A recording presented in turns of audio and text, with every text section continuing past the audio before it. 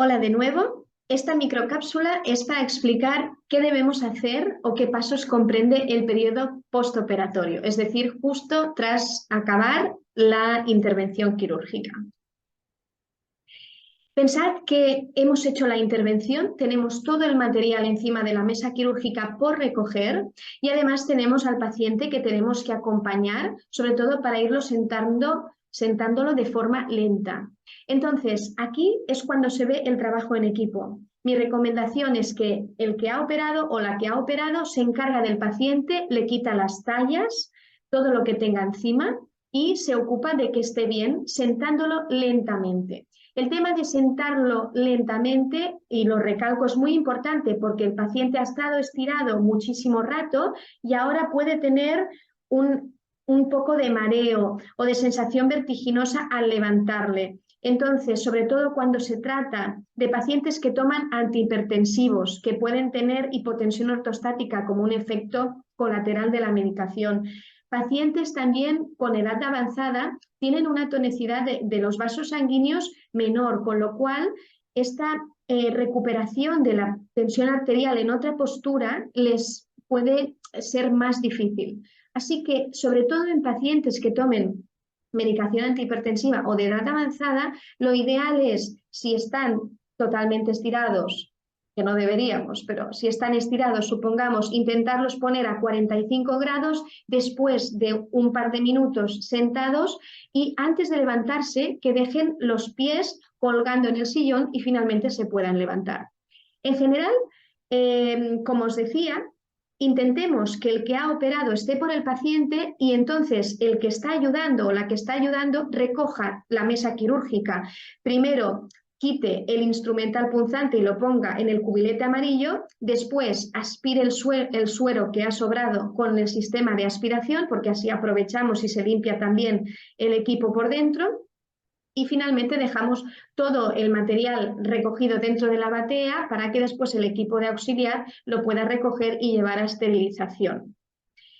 Así, como decía, es muy importante que el que ha operado y que está por el paciente esté en todo momento verificando que el paciente se encuentra bien.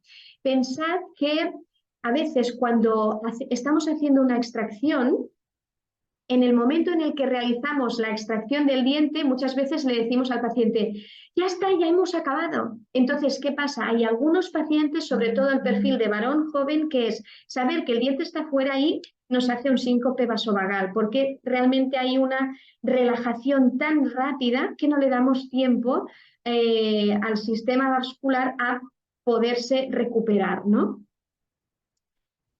Bien, una vez hemos acabado el procedimiento quirúrgico, es muy habitual que los pacientes tienen prisa por irse, tienen prisa por levantarse enseguida. Debemos explicar al paciente, usted se espera aquí sentado, espérese, no es necesario que esté de pie ni que se levante porque ahora prepararemos la hoja de medicación, las recetas que usted se tiene que llevar y sobre todo, ante muchas veces las prisas de los pacientes hacen preguntas, pues decirle no se preocupe, yo ahora le voy a explicar todo y solucionaremos todas las dudas que usted tenga. A nivel de medicación en general en cirugía, pensad que estamos haciendo un acto traumático, con lo cual es normal esperar cierto grado de inflamación, cierto grado de dolor y también de trismus, de cansancio de la musculatura masticatoria. Por tanto, normalmente vamos a dar una medicación antiinflamatoria porque sabemos que todo proceso de recuperación de un trauma, sea quirúrgico o no, va a tener una vasodilatación para pasar todo el torrente sanguíneo con células de defensa que nos vayan ayudando a eliminar detritus, a ir cicatrizando, a generar fibrina en esas heridas y por tanto es normal que haya una inflamación que curse con un aumento de volumen, de edema, de rubor, etc. El antiinflamatorio debería prácticamente siempre estar presente. Normalmente solemos utilizar AINES, por ejemplo, ibuprofeno. Si podemos siempre ser parcos a la hora de prescribir, mejor. ¿Qué quiere decir? Si con uno de 400 miligramos tenemos suficiente, mejor que uno de 600. Pero esto lo valoraréis dependiendo del tipo de paciente, de su patología sistémica o no, y también de lo que consideréis con el profesor en ese momento. Siempre deberíamos dar una medicación de rescate, porque puede ocurrir que nuestro paciente no tenga suficiente con esa medicación de primera línea que le estamos dando y que tenga un dolor más allá de esas horas de espera. Con lo cual, es muy importante explicarle al paciente y tranquilizarle en que siempre tendrá una medicación que podrá recurrir en caso de un dolor que aparezca antes de la toma de esa medicación antiinflamatoria. Además, indicaremos siempre un colutorio que sirva de antiséptico para esos días postoperatorios en los que quizá la higiene del paciente pues, no sea la más ideal. En el caso de que el paciente necesite antibiótico, pues efectivamente, igual que los antiinflamatorios y la medicación analgésica a partir de 1 gramo, necesitaremos hacerle una receta de antibiótico. Por supuesto, seleccionando muy bien el caso, porque ya sabemos que hay un problema de índole mundial, global, que son las resistencias microbianas. Por tanto, es muy importante seleccionar muy bien los casos en los que vamos a dar un antibiótico. Esta es la forma adecuada de rellenar una receta, siempre con el dispense y después con el principio activo y la dosis, después con la duración del tratamiento, la forma de tomarlo y cada cuántas horas debe tomarlo el paciente. Además es importante también poner los datos del paciente y los datos del doctor, digamos, que lo está prescribiendo. Y a partir de este momento, que lo tenemos todo preparado, lo que haremos será explicar verbalmente y dar por escrito las instrucciones postoperatorias. Son muchísimas las preguntas que suelen tener nuestros pacientes y también son muchos los mitos que suele haber en relación al postoperatorio de una cirugía. Lo voy a explicar con las frases más habituales o las preguntas que suelen tener los pacientes. Cuando es el momento de explicar las instrucciones, vuestro paciente, como sabéis, tiene una gasa que la está mordiendo. Normalmente os dirá, doctora, míreme la gasa porque creo que no la estoy mordiendo. Sí, el 200% de las veces tienen la gasa en buena posición. Lo que ocurre es que como aún tienen anestesia local, no tienen una buena propiocepción y no saben si la gasa está en un buen lugar. Cuando el paciente nos pregunta, doctora, ¿y esto cuánto tiempo lo tengo que llevar? Pues efectivamente, más o menos unos 20-30 minutos de compresión. ¿Para qué? Para hacer un buen coágulo, para que el paciente no tenga sangrado. Fijaos, la forma en la que os lo explico es una buena forma, por ejemplo, de ir llevando al paciente en este cuento, de alguna manera, para que él vaya entendiendo los porqués y los paraqués de todos y después, aunque no lo lea, lo pueda recordar o pueda de alguna forma integrar mejor todo el conocimiento, las instrucciones que le damos. Así que 20-30 minutos de gasa. Doctora, ¿y qué pasa si durante el día me vuelve a sangrar o si veo que al quitarla aún hay sangrado? Pues entonces, mire, le doy un paquete de gasas para que vuelva a morder otra 15-20 minutos de reloj. Es muy importante para que no salte el coágulo, para que intentemos estabilizarlo, no hacer enjuagues de boca, ni escupir, ni succionar durante las primeras 24 horas. Así que es esperable que podamos tener cierto sangrado durante este primer día postoperatorio.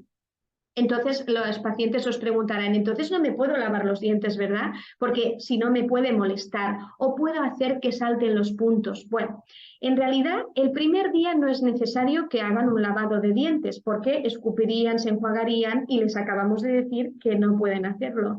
Entonces, el paciente a partir del primer día postoperatorio, aunque tenga puntos o no, debe lavarse los dientes para disminuir la cantidad de comida, de carga bacteriana en su boca y tener un estado, una microbiota lo menos alterada posible.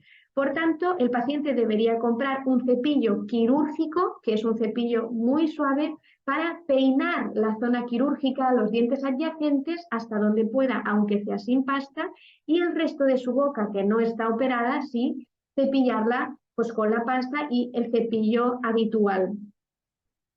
Doctora, yo hoy no voy a comer ni a beber nada porque como me ha operado, yo me voy a esperar a mañana a comer. En realidad no hay ningún problema por comer ni beber.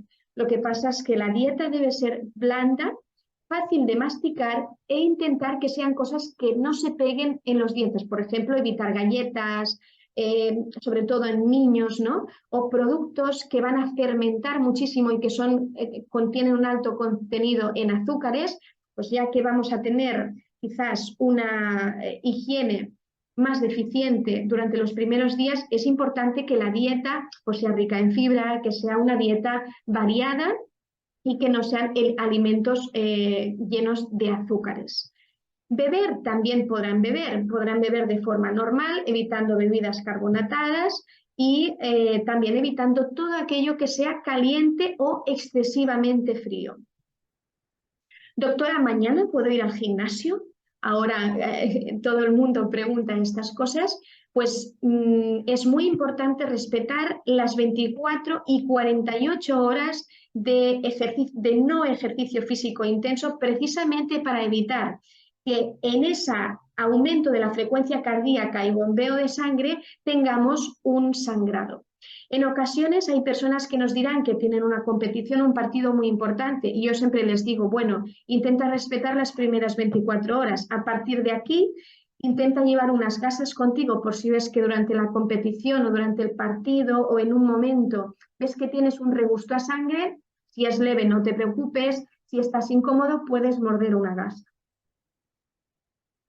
Doctora, ¿qué hago si tengo dolor, si me duele mucho? Lo primero es tranquilizar al paciente, explicar, pues mira, en tu caso ha sido un procedimiento sencillo, en otros procedimientos quirúrgicos no has tenido un grado elevado de dolor, por lo tanto en este tampoco se espera, pero sobre todo recalcar que el paciente, ¿cómo tiene que ser esa posología de medicación que le hemos dado? ¿No? Pues mire, recuerde que es cada 6 o cada 8 horas y recuerde que además tiene la medicación de rescate que puede utilizar de forma intercalada si tiene mucho dolor. Y por supuesto recuerde que, mire, aquí está este teléfono donde puede llamar o bien acudir de urgencias en caso de que tenga un dolor que no pueda controlar con la medicación.